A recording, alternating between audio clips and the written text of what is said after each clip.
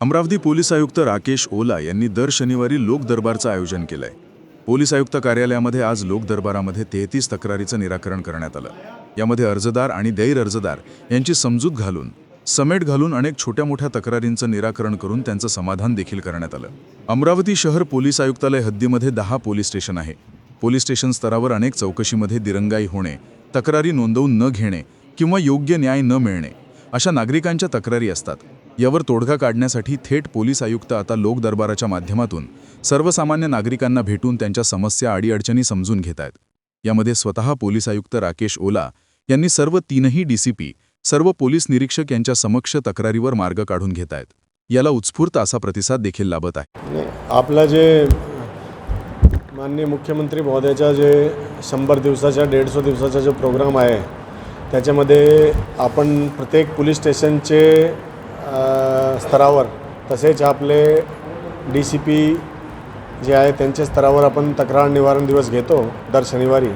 आता हा जो तक्रार निवारण दिवस आहे त्याच्यामध्ये आपण दर शनिवारी जसे आहे त्याप्रमाणे आपण CP ऑफिसमध्ये घेण्याची सुरुवात केलेली आहे। त्याच्यामध्ये जे संध्याकाळी 4 ते 6च्या दरम्यान घेतलेलं आहे। यापुढे पण आपण प्रत्येक आठवड्यामध्ये एक दिवस तक्रार निवारण दिवस घेऊ। त्याच्यामध्ये जे आपले जे तक्रारदार आहे ते आपली जे वेगळी तक्रार आहे ते आपल्याकडे घेऊन येतात आणि त्यांचे जे तक्रारचं निराकरण करण्यासाठी आणि चांगली पद्धतीने त्यांना सुविधा देण्यासाठी हा आपण उपक्रम जो आहे ते सुरू होता।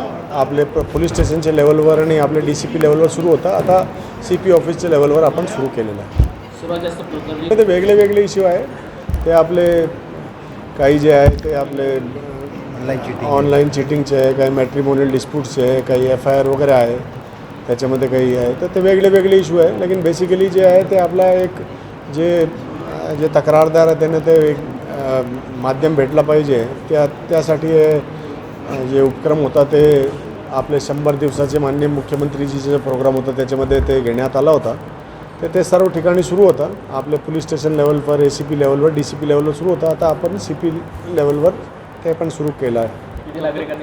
जास्त 21 तक्रारदार आले होते। त्यांची सर्वांची जे तक्रार चांगली पद्धतीने ऐकून घेतली आणि ऐकून ते पुढे आपण ते कारवाई करत आहोत। तक्रारदारांचं समाधान हवं त्यामध्ये जे तक्रारदार आहे त्यांची तक्रार घेणे आणि त्याच्यामध्ये ते आपले जे संबंधित जे ठाणेदार आहे त्यांना सूचना देणे आणि सूचनामध्ये एक टाईम फ्रेम देणे की टाईम फ्रेममध्ये ते तक्रारचं निराकरण झालं पाहिजे आणि तक्रारमध्ये निराकरण झालं पाहिजे आणि त्यांची सूचना जी आहे तक्रारदारने परत दिली पाहिजे की कसा काय त्यांनी पुढे कारवाई केलेली आहे।